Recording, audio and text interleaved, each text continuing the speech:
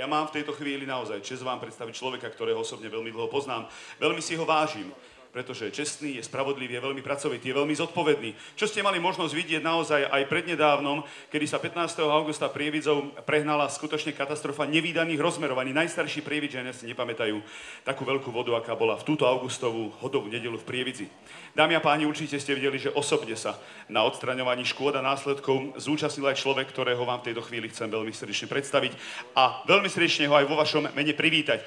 Kandidát na primátora mesta Prievidza, ktorý v nadchádzajúcich komunálnych voľbách kandiduje s číslom 1, inžinier Milan Dörer. Kandidáta na funkciu primátora mesta Prievidza dnes prišiel podporiť aj jeho dlhoročný priateľ, podpredseda Národnej rady Slovenskej republiky, pán inžinier Milan Hort. Príjemné popoludne všetkým prítomným, aj kandidátom. Chcem hovoriť o tom, že vždy, keď je takáto príležitosť, keď sa blížia komunálne voľby, tak je treba niečo vážne povedať nielen na podporu kandidáta, ale aj ľuďom, ktorí majú v tomto období najsilnejšiu možnosť prejaviť svoju vôľu vo vzťahu k správe vecí verejných.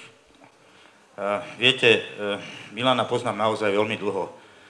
Keď on začínal v komunálnej politike, a viem, že už to je 4 volebné obdobie, čiže 16 rokov, ja som vtedy končil ako primátor Novej Dubnice a potom ma to nasmerovalo do tej tzv. Veľkej politiky. Ale odtedy ho poznám ako človeka, ktorý sa venuje tomu, čo je služba občanom.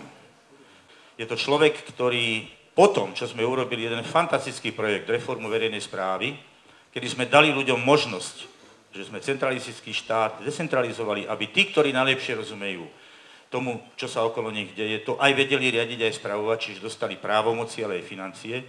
O to viac je treba dávať do funkcií ľudí čestných, spravodlivých, svedomitých a takých, ktorí vedia, o čom je služba ľuďom.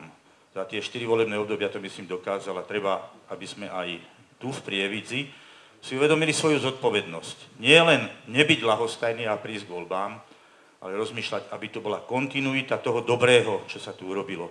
Ja si myslím, že Milan Dörer je kontinuita toho, čo sa môže v Prievidzi ešte dotvoriť. A ja za seba vám hovorím, 45 rokov za komunizmu sme boli v opozícii, potom sme si zažili aj mečiarizmus, aj sme si zažili obdobie, keď sme boli pri moci. Dnes znova máme zodpovednosť najvyššiu za správu vecí verejných. A tento človek bude mať určite vždy otvorené dvere k riešeniu problémov, kde je treba aj pomôcť tých zhora. Prajem vám ešte raz príjemné popoludne a držím vám palce. Chcem hovoriť o mojich prioritách. V tomto meste žijem už veľa rokov.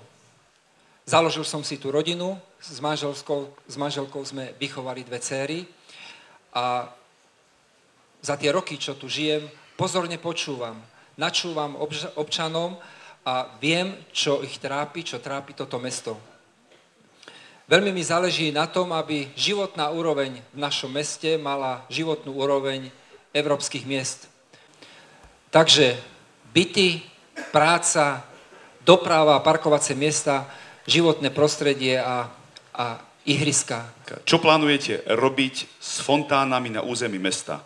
Dnes sú to len nádrže pre žaby. Dnes už sme v štádiu, že konáme. Partneri z talianskeho mesta nám ponúkli mestu Prievidza zadarmo obkladový kameň na túto fontánu.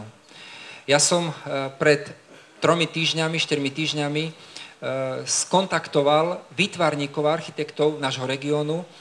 Dal som im základné pravidlá, ako by mali pripraviť architektonický návrh tej fontány, ktorá je na námestí Slobody. Dostali časový priestor asi 1 mesiac spracovať návrhy, makety návrhov a vy, občania, budete môcť, tie makety budú vystavené, budete môcť svojim hlasovaním určiť, ktorú fontánu budeme realizovať v novom roku.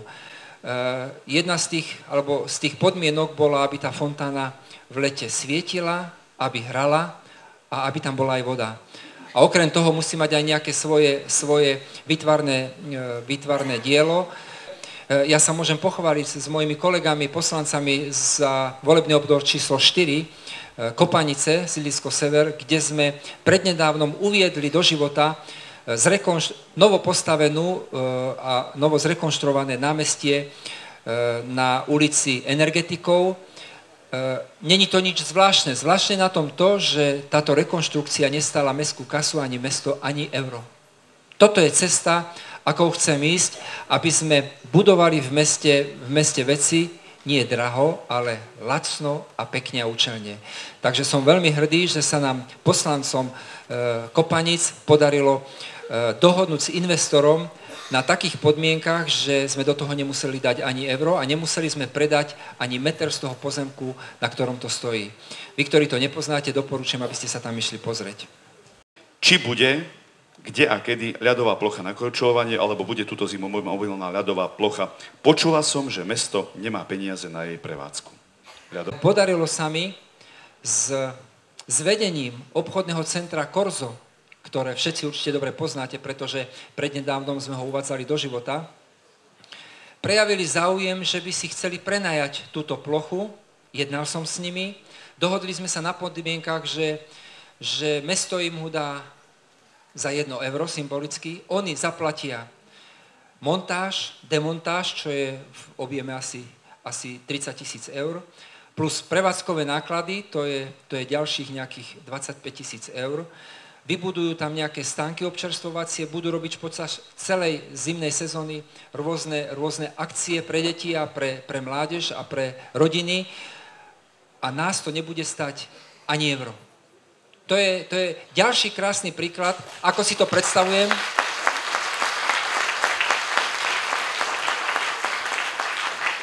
Ako si to predstavujem aj v budúcnosti, ako by sa malo mesto uberať. Zase, aby nás to nestalo ani korunu, obrazne povedané, a aby to splnilo účel. Takže som veľmi hrdý, v týchto dňoch by mali začať nejaké terénne úpravy a do 2 týždňov by mala byť ľadová plocha zmontovaná a sprevádzkovaná.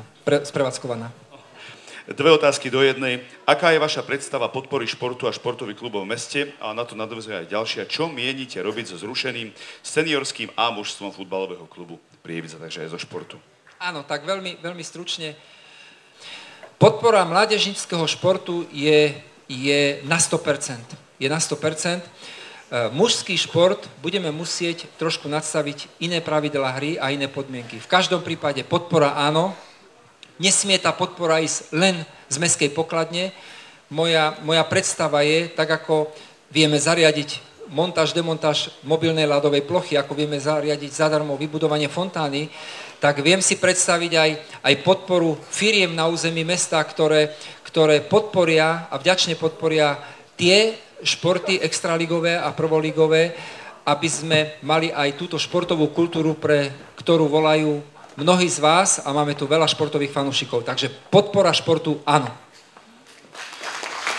Váš potlesk je ako vyjadrenie súhlasu, že na www.milanderer.sk tam je už založená taká rubrika, vy sa pýtate, my ako Milan odpovedá a z minulého stretnutia už sú tam hneď na druhý deň, tam boli všetky otázky zverejnené a všetky odpovede tam boli zverejnené. Je tu naozaj niekoľko veľmi zaujímavých otázok a vy sa určite dozviete odpovede na tieto vaše otázky.